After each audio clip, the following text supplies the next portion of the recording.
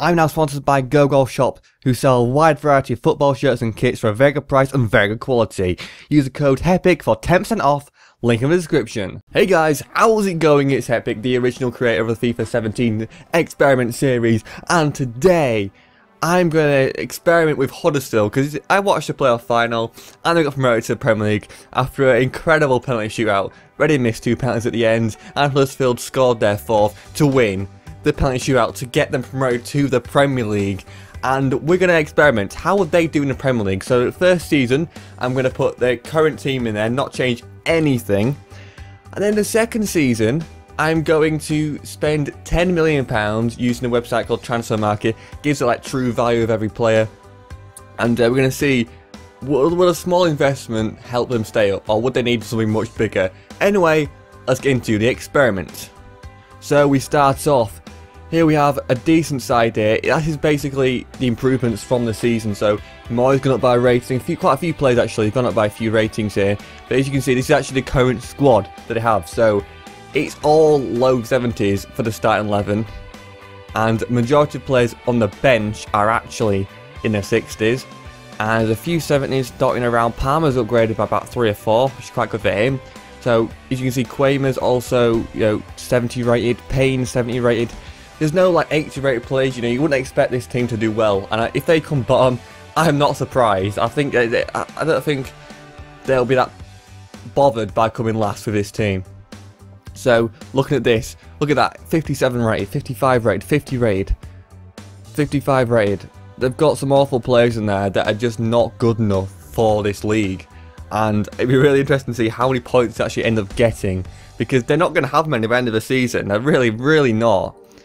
Okay, so Chris Lowe, he gets the most appearances, joint with Hogg. Both those players are being quite important in their promotion to the Premier League, but only scoring 3 goals, and he's a left back. Like, how has he scored 3 goals as a left back? That's quite impressive actually. 2 assists, 5 clean sheets there. Most goals though is La Parra, and he gets 4 goals, which is pretty dire. I mean, getting 4 goals in a whole 38 game season, it's not exactly Harry Kane standard, is it? It's not exactly Lukaku standard or Ibrahimovic standard. It's Van La Parra standard, and it's not very good. That is what it is. Assists though, Lowe gets 2 with Moy, Billing, Hudson. 2 assists in really 38 games. That is literally an assist every 19 games. Like, that is kind of embarrassing. And to say that your left back and your centre back gets the same amount of assists as your best midfielder and a CDM, there's something wrong with you there. There's just something going on that's not exactly quite good, is it? Now, clean sheets, 6 clean sheets for Jonathan Hogg, so that's okay. And I think that means how many clean sheets he's been involved in whilst he's been on the pitch or whilst he's played. So he hasn't been in goal, obviously, to get us 6 clean sheets. As you can see, Tommy Smith, Chris Lowe, Heffler getting 5 as well. All defenders as well, as you'd expect. Now we get 5 yellow cards to Hogg. He gets the most. Okay, so he's not very disciplined. I noticed that in the match against Reading, he got a lot of he got a lot of the ankles, didn't he, of the Reading players. He definitely got his foot in there and got a yellow card, I think, in the end. And then Dean White gets the only red card, also with a yellow card. And that's not that bad. Say the whole team in a 38 game season only ended up with 1 red card in their entire squad. That's pretty impressive. And then Naki Wells along with Scannell get 62 average rating, which is basically 6.2 I imagine out of 10 on average. Now moving on. So the Huddersfield got into the red card scoreboard, and that was it. They didn't get anywhere else. They didn't get into the scores, top scorers or the assists or anything like that. They literally only got into the red card. Didn't even get into the yellow cards. I mean, come on. How exciting are you, Huddersfield? Can you do something, please? But to be fair, they've got a championship team in a Premier League squad, so you wouldn't expect that much. But I was expecting more red cards. I was expecting like their sort of speed of play mentally would be so much slower. They just stick the foot out in the wrong place all the time and get so many people sent off. But no, they didn't.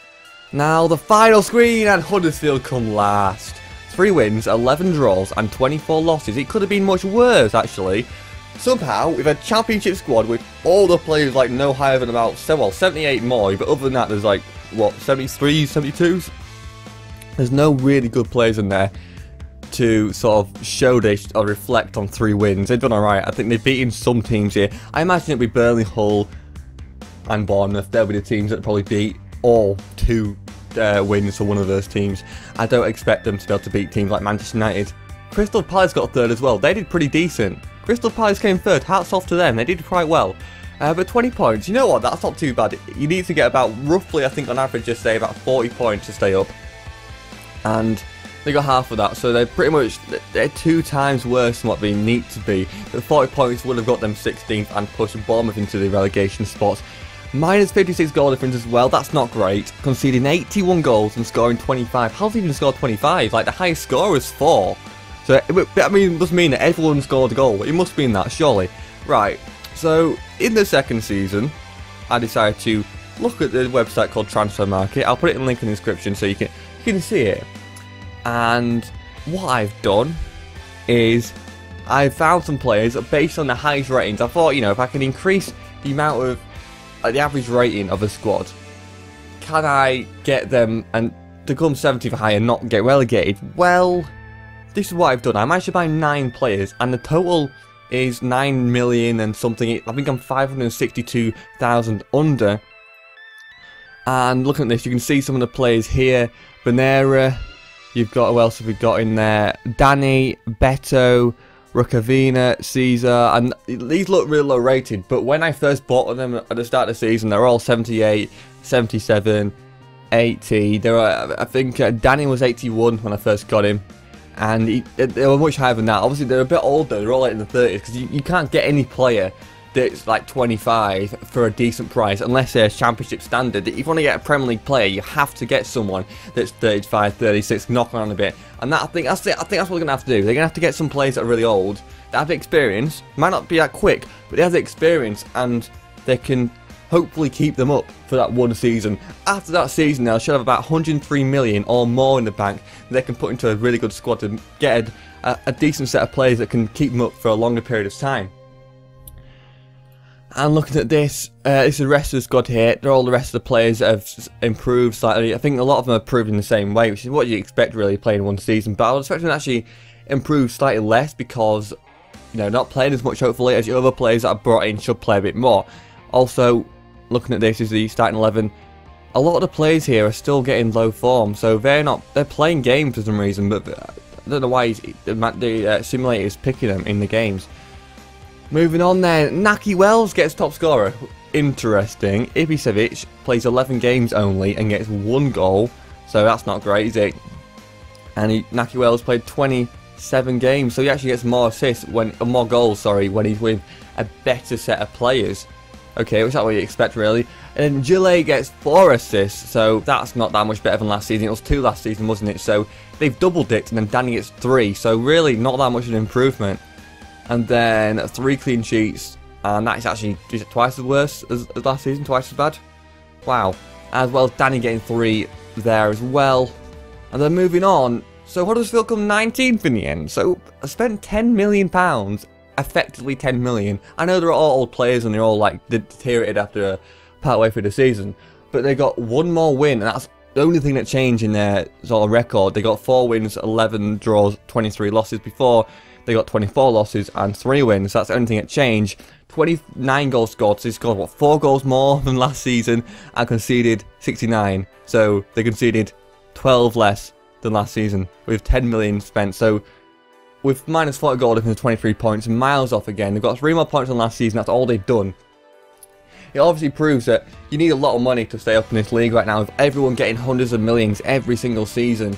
These teams like Southampton, Bournemouth, they're going to have 300 or 400 million stocked up now. They can spend a lot of players and really improve their squad to be miles better than Huddersfield. So Huddersfield, they're going to have a massively tough season. Now let's look at the Cups now, see how they're doing in the Cups. And they do lose to Chelsea 4-0.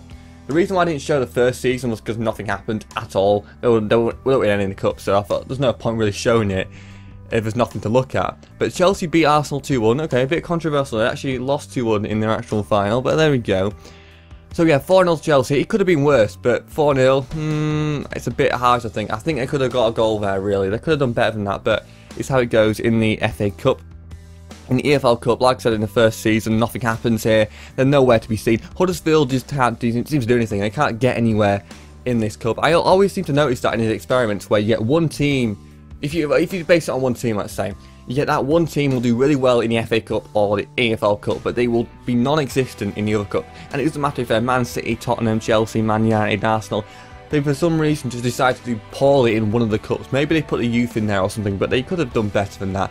And there we go, so that is going to be the end of this experiment. And to summarise, Huddersfield need to spend a lot of money, and with their current squad, they will be nowhere near good enough to stay up. And with the clubs in the Premier League above them getting loads of money each season that have stayed up, it's going to be a very difficult season. Probably a lot of scraps, a lot of scrapes, and a lot of losses, unfortunately, but it's just how it goes. But well done to Huddersfield, they've gone up, they've got from the Championship to the Premier League in a quite a good season. I think they were relegation candidates at the start of the season, people thinking, oh, their favourites are relegation, they're going to do awful. And then they get promoted for the playoff final in their most spectacular way, winning penalty shootout. Anyway guys, thank you for watching this video. Hopefully you enjoyed watching it. I enjoyed making it, so make sure you enjoy leaving a like, subscribe to my channel. Make sure you also click the bell if you want to make sure you're notified of the when I upload a video, so you get any phone, your emails or whatever.